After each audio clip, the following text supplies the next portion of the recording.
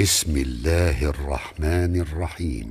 الحمد لله الذي أنزل على عبده الكتاب ولم يجعل له عوجا قيما لينذر بأسا شديدا من لدنه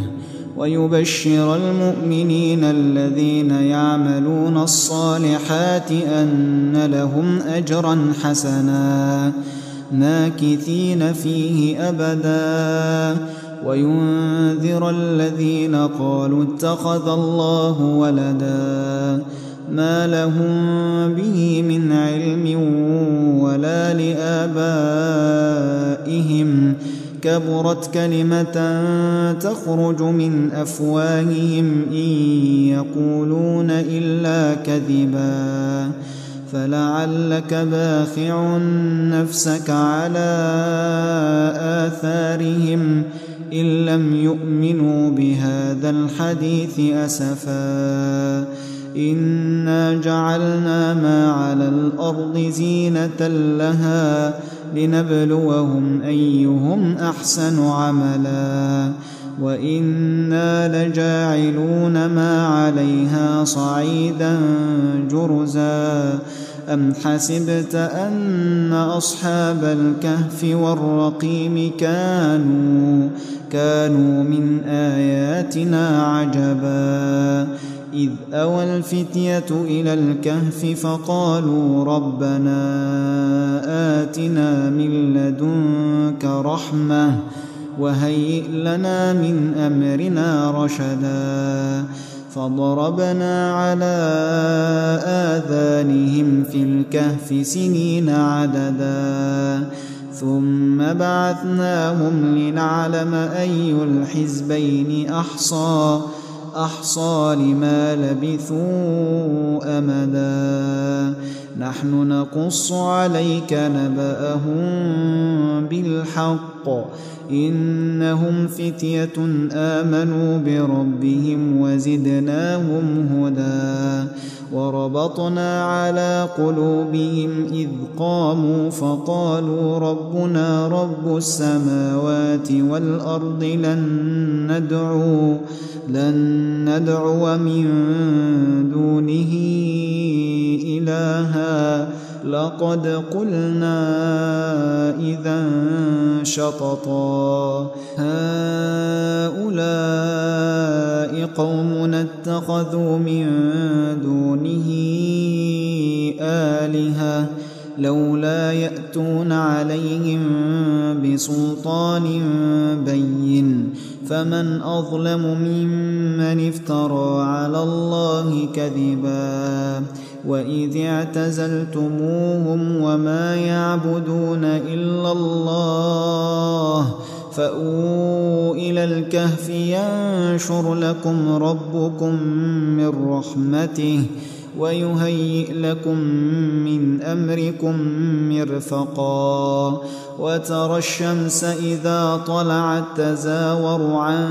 كهفهم ذات اليمين وإذا غربت تقرضهم ذات الشمال وهم في فجوة منه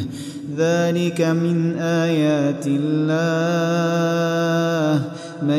يهد الله فهو المهتد ومن يضلل فلن تجد له وليا مرشدا وتحسبهم أيقاظا وهم رقود ونقلبهم ذات اليمين وذات الشمال وكلبهم باسط ذراعيه بالوصيد لو اطلعت عليهم لوليت منهم فرارا ولملئت منهم رعبا وكذلك بعثناهم ليتساءلوا بينهم قال قائل منهم كم لبثتم قالوا لبثنا يوما أو بعض يوم قالوا ربكم أعلم بما لبثتم فابعثوا أحدكم بورقكم هذه إلى المدينة فلينظر أيها أزكى طعاما فليأتكم برزق منه وليتلطف ولا يشعرن بكم أحدا إنهم إن يظهروا عليكم يرجموكم أو يعيدوكم في ملتهم ولن تفلحوا إذن أبدا وكذلك أعثرنا عليهم ليعلموا أن وعد الله حق وأن الساعة لا ريب فيها إذ يتنازعون بينهم أمرهم فقالوا ابنوا عليهم بنيانا ربهم أعلم بهم قال الذين غلبوا على أمرهم لنتخذن عليهم مسجدا سيقولون ثلاثة رابعهم كلبهم ويقولون خمسة سادسهم كلبهم رجما بالغيب ويقولون سبعة وثامنهم كلبهم قل ربي أعلم بعدتهم ما يعلمهم إلا قليل فلا تمار فيهم إلا مراء ظاهرا ولا تستفت فيهم منهم أحدا ولا تقولن لشيء إني فاعل ذلك غدا إلا أن يشاء الله واذكر ربك إذا نسيت وقل عسى أن يهديني ربي لأقرب من هذا رشدا ولبثوا في كهفهم 300 سنين وازدادوا 9 قل الله أعلم بما لبثوا له غيب السماوات والأرض أبصر به وأسمع ما لهم من دونه من ولي ولا يشرك في حكمه أحدا واتل ما أوحي إليك من كتاب ربك لا مبدل لكلماته ولن تجد من دونه ملتحدا واصبر نفسك مع الذين يدعون ربهم بالغداة والعشي يريدون وجهه ولا تعد عيناك عنهم تريد زينة الحياة الدنيا ولا تطع من أغفلنا قلبه عن ذكرنا واتبع هواه وكان أمره فرطا وقل الحق من ربكم فمن شاء فليؤمن ومن شاء فليكفر إنا أعتدنا للظالمين نارا أحاط بهم سرادقها وإن يستغيثوا يغاثوا بماء كالمهل يشوي الوجوه بئس الشراب وساءت مرتفقا إن الذين آمنوا وعملوا الصالحات إنا لا نضيع أجر من أحسن عملا أولئك لهم جنات جنات عدن تجري من تحتهم الأنهار يحلون فيها من أساور من ذهب ويلبسون ثيابا خضرا من سندس واستبرق متكئين فيها على الأرائك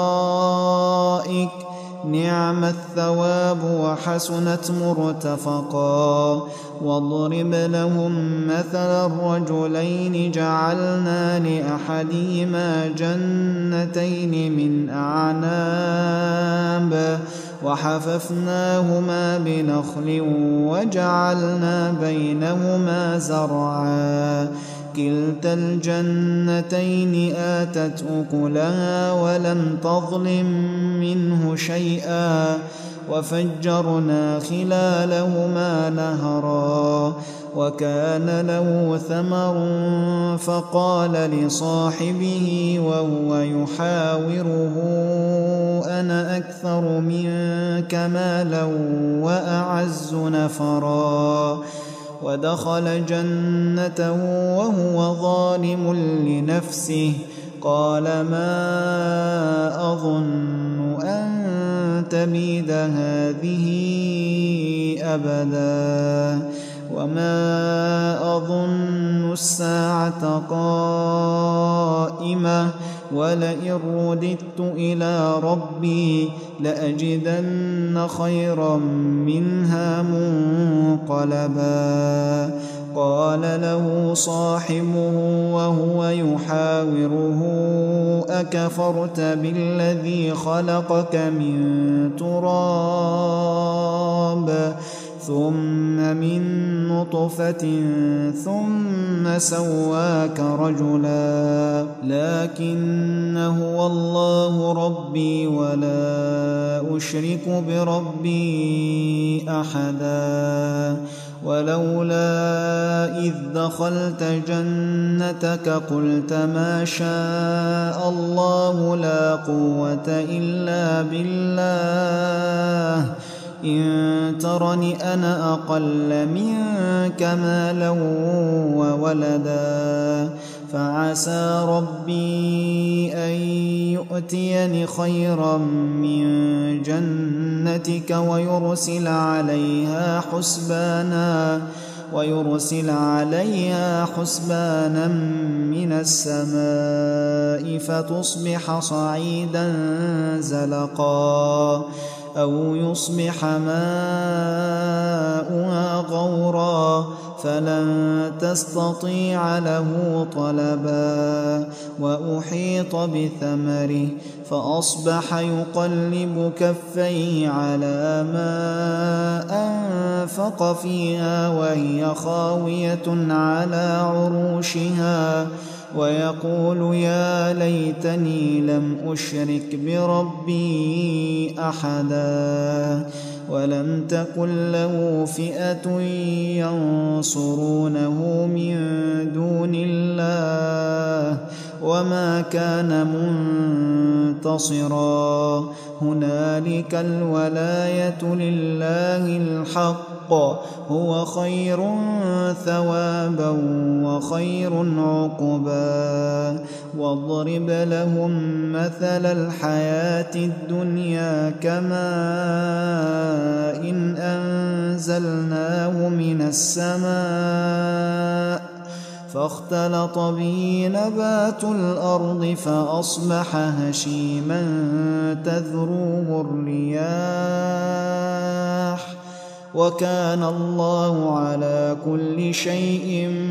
مقتدرا. المال والبنون زينة الحياة الدنيا والباقيات الصالحات خير عند ربك ثوابا وخير أملا. ويوم نسير الجبال وترى الأرض بارزة وحشرناهم فلم نغادر منهم أحدا وعرضوا على ربك صفا لقد جئتمونا كما خلقناكم أول مرة بل زعمتم أن لن نجعل لكم موعدا ووضع الكتاب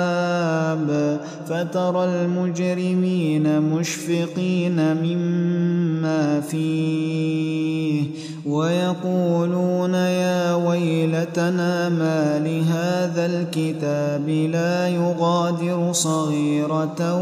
ولا كبيرة إلا أحصاها ووجدوا ما عملوا حاضرا ولا يظلم ربك أحدا وإذ قلنا للملائكة اسجدوا لآدم فسجدوا إلا إبليس كان من الجن ففسق عن أمر ربه أفتتخذونه وذريته أولياء من دوني وهم لكم عدو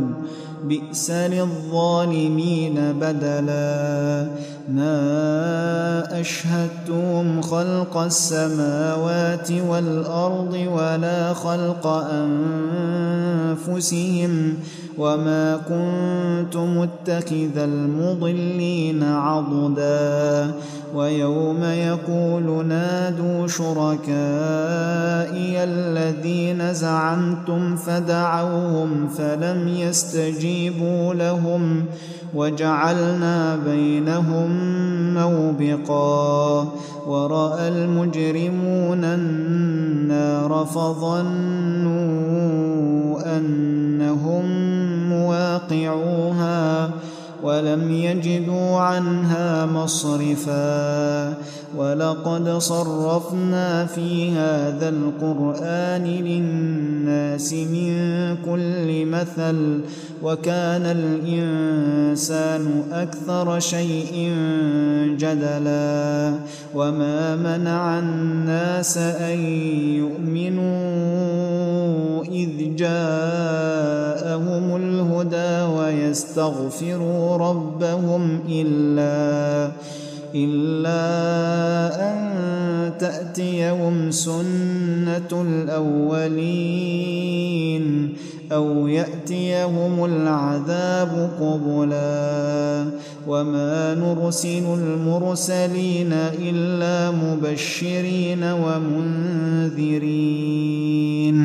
ويجادل الذين كفروا بالباطل ليدحضوا به الحق واتخذوا آياتي وما أنذروا هزوا ومن أظلم ممن ذكر بآيات ربه فأعرض عنها ونسي ما قدمت يداه إنا جعلنا على قلوبهم أكنة أن يفقهوه وفي آذانهم وقرا وإن تدعوهم إلى الهدى فلن يهتدوا إذن أبدا وربك الغفور ذو الرحمة لو يؤاخذهم بما كسبوا لعجل لهم العذاب بل لهم موعد لن يجدوا من دونه موئلا وتلك القرى أهلكناهم لما ظلموا وجعلنا لمهلكهم موعدا وإذ قال موسى لفتاه لا أبرح حتى أبلغ مجمع البحرين أو أمضي حقبا فلما بلغا مجمع بينهما نسيا حوتهما واتخذ سبيله في البحر سربا فلما جاوزا قال لفتاه آتنا غداءنا لقد لقينا من سفرنا هذا نصبا قال أرأيت إذ أوينا إلى الصخرة فإني نسيت الحوت وما أنسانيه إلا الشيطان أن أذكره واتخذ سبيله في البحر عجبا قال ذلك ما كنا نبغ فارتدا على آثارهما قصصا فوجدا عبدا من عبادنا آتيناه رحمة من عندنا وعلمناه من لدنا علما قال له موسى هل أتبعك على أن تعلمني مما علمت رشدا قال إنك لن تستطيع معي صبرا وكيف تصبر على ما لم تحط به خبرا قال ستجدني إن شاء الله صابرا ولا أعصي لك أمرا قال فإن اتبعتني فلا تسألني عن شيء حتى أحدث لك منه ذكرا فانطلقا حتى إذا ركبا في السفينة خرقها قال أخرقتها لتغرق أهلها لقد جئت شيئا إمرا قال ألم أقل إنك لن تستطيع معي صبرا قال لا تؤاخذني بما نسيت ولا ترهقني من أمري عسرا فانطلقا حتى إذا لقيا غلاما فقتله قال أقتلت نفسا زكية بغير نفس لقد جئت شيئا نكرا قال ألم أقل لك إنك لن تستطيع معي صبرا قال إن سألتك عن شيء بعدها فلا تصاحبني قد بلغت من لدني عذرا فانطلقا حتى إذا أتيا أهل قرية استطعما أهلها فأبوا أن يضيفوهما فوجدا فيها جدارا يريد أن ينقض فأقامه قال لو شئت لاتخذت عليه أجرا قال هذا فراق بيني وبينك سأنبئك بتأويل ما لم تستطع عليه صبرا أما السفينة فكانت لمساكين يعملون في البحر فأردت أن أعيبها وكان وراءهم ملك يأخذ كل سفينة غصبا وأما الغلام فكان أبواه مؤمنين فخشينا أن يرهقهما طغيانا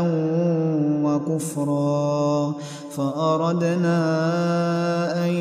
يبدلهما ربهما خيرا منه خيرا منه زكاة وأقرب رحما. وأما الجدار فكان لغلامين يتيمين في المدينة وكان تحته كنز لهما وكان أبوهما صالحا فأراد ربك أن يبلغا أشدهما ويستخرجا كنزهما رحمة من ربك وما فعلته عن أمري ذلك تأويل ما لم تسطع عليه صبرا. ويسألونك عن ذي القرنين قل سأتلو عليكم منه ذكرا. إنا مكنا له في الأرض وآتيناه من كل شيء سببا فأتبع سببا حتى إذا بلغ مغرب الشمس وجدها تغرب في عين حمئة ووجد عندها قوما قلنا يا ذا القرنين إما أن تعذب وإما أن تتخذ فيهم حسنا. قال أما من ظلم فسوف نعذبه ثم يرد إلى ربه فيعذبه عذابا نكرا. وأما من آمن وعمل صالحا فله جزاء الحسنى وسنقول له من أمرنا يسرا. ثم أتبع سببا حتى إذا بلغ مطلع الشمس وجدها تطلع على قوم لم نجعل لهم من دونها سترا. كذلك وقد أحطنا بما لديه خبرا. ثم أتبع سببا حتى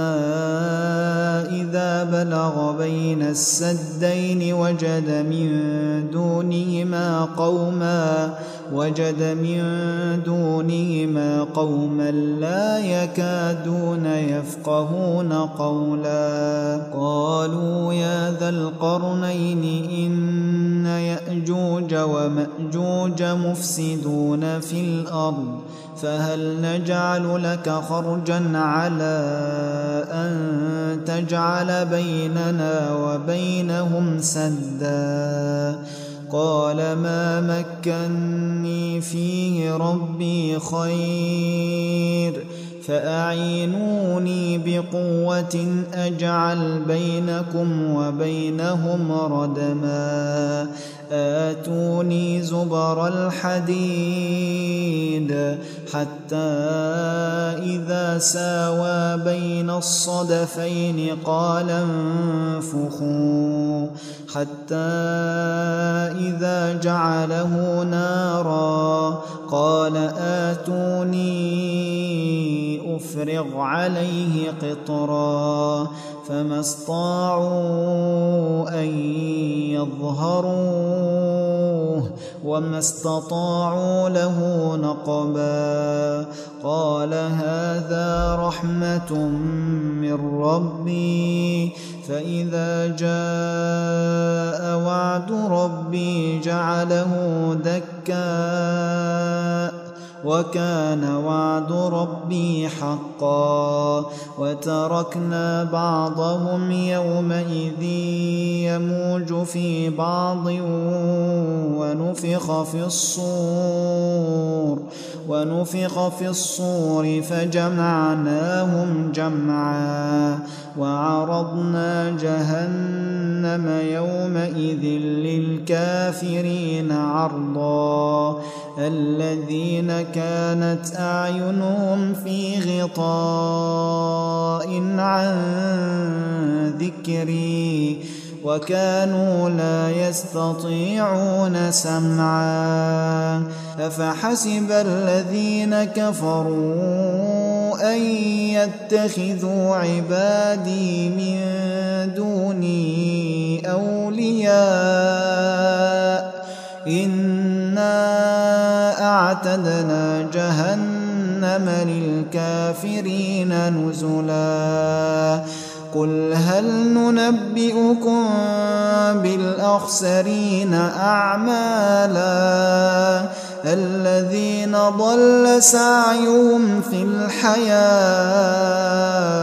الذين ضل سعيهم في الحياة الدنيا وهم يحسبون أنهم يحسنون صنعا أولئك الذين كفروا بآيات ربهم ولقائه